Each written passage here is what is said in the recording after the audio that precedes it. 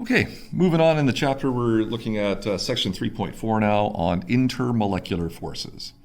So, there are two different types of bonding forces that we take a look at in the chemistry world. The first ones are the ones that we already know. All right, intramolecular forces, intra meaning within, are the bonds that would attach individual atoms to one another, creating the covalent bonds and the ionic bonds that we know and love. So these are the ones that we've already studied. The ones that we're looking at now, or that we're introducing here in section 3.4, are the intermolecular forces, which means there are attractions between adjacent molecules. Now, these attractions between other molecules are considerably weaker due to the much larger distances between molecules compared to the distances between bonded atoms. So these guys are weaker. They would represent things like why we see different boiling points, but if we're going to decompose water into its elements, we have to break down the covalent bonds. And so decomposing water takes way more energy than just boiling water. These intermolecular forces that we're studying now in section 3.4 generally control a lot of the physical properties that we would see in any sort of molecule. First and foremost, the phase changes as we might move from solid to liquid to gas. So we take a look at an example here. We have samples of hydrogen chloride. All right, remember hydrogen 2.2, chloride 3.2 would have a bond dipole this way. Since there is only the one bond, that means the chloride would get the slightly negative portion. The hydrogen would get the slightly positive. Well, just like positives and negatives attract in any examples with electrostatics, even a slight charging of positive and negative would cause attractions. So we would see that there is an intermolecular attraction between adjacent molecules of hydrogen chloride, in which the chloride region, which is slightly negative, would show an attraction to the hydrogen region of a nearby molecule. And this is an example of one of our first intermolecular attractions. Please understand that the covalent bond within is much stronger than the intermolecular attraction between these charges between them. And we just kind of think of the excessive distance that would be involved here as a reason for it being a lot weaker. So how do we quantify all this one? Well, these things are known as van der Waals forces. And this is just the umbrella term to describe all of the various attractive forces that can exist between molecules. Your van der Waals forces can then be subcategorized into three different levels of strength and intensity. The first one being London forces, the next one being Dipole Dipole, and then the third being a very special case of Dipole Dipole known as hydrogen bonding. And we'll take a look at those in a little bit of detail here on the next page.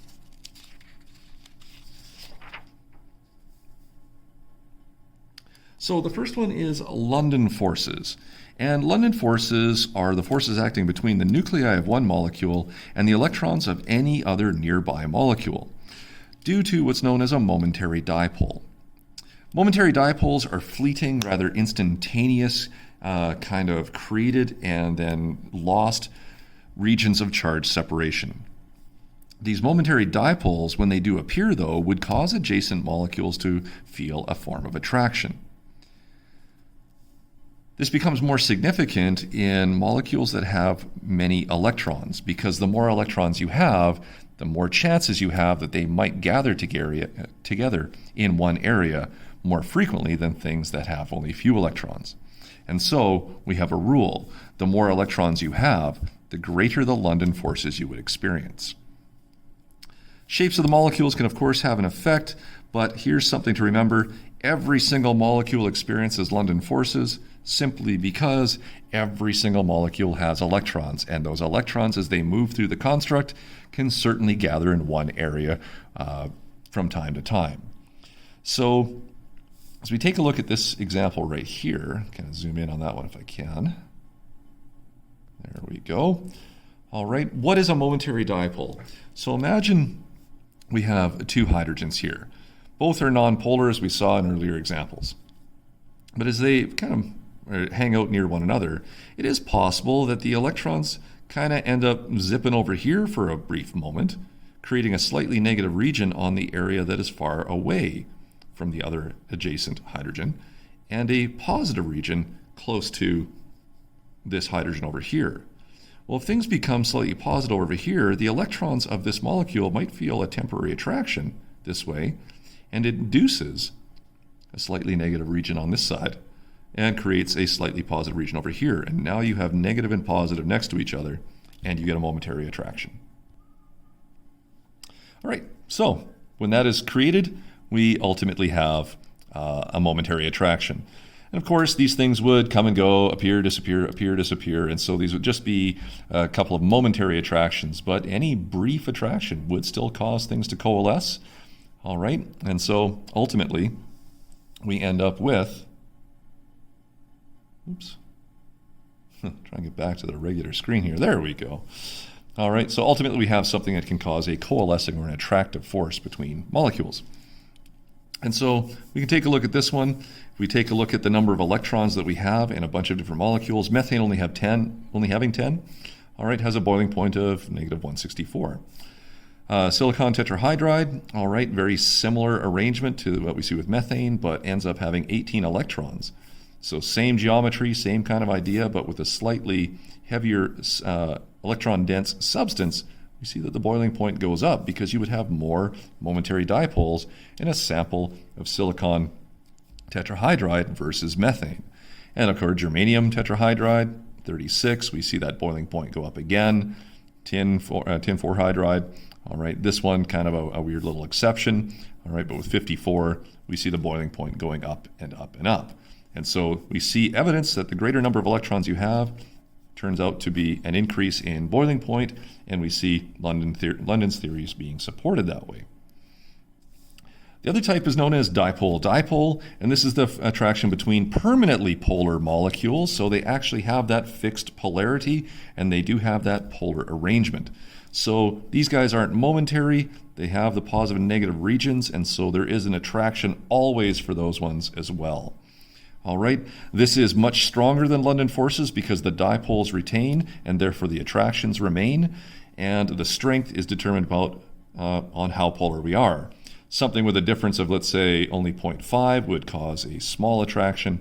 Something closer to that 1.7 threshold on the Pauling scale would cause much more significant intermolecular attractions, and so we see this one also starting to affect the ability for the substance to dissolve.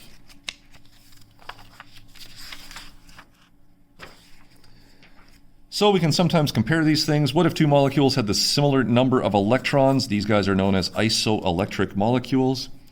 If the isoelectric molecules are both nonpolar, then the London forces and resulting boiling points should be very similar. Similar intermolecular forces should lead to similar boiling points. There's your takeaway.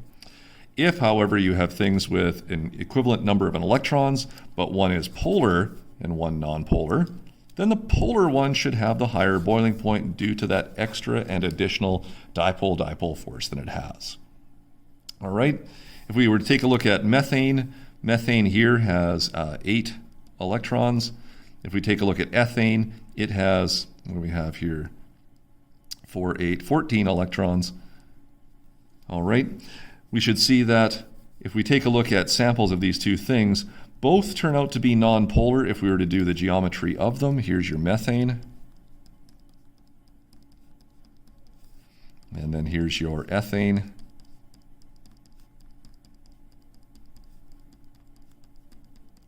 All right, when you take a look at all those individual attractions towards carbon, remember carbon is 2.6, hydrogen is 2.2.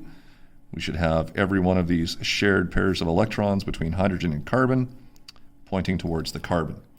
And you can see that up and down would cancel, right and left would cancel, left and right would cancel, all of your up and downs would cancel. Both of these things are nonpolar, but this one should have the higher boiling point because of its higher number of electrons and higher London forces.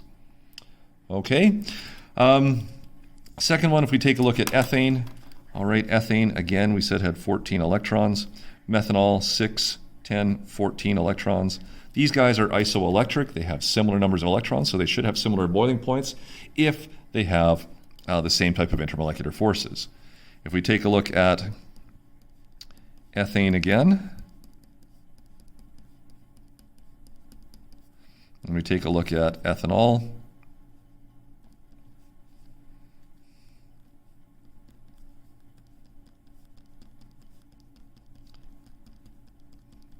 all right, as we recall from earlier, we saw that this one was non-polar. But as we saw in a previous example in one of the earlier lessons when we were looking at polarity, we know we have something that kind of pulls us towards that oxygen because of its highest electronegativity in the molecule. And so this one is polar. It is your methanol. That should, oops, I did ethanol, pardon me. But anyways, methanol should have the higher boiling point due to the fact that it has London forces, much like ethane, with a similar number of electrons, but it also has the dipole-dipole forces, causing its boiling point to increase. All right, try some of the practice questions on page 109 for that one.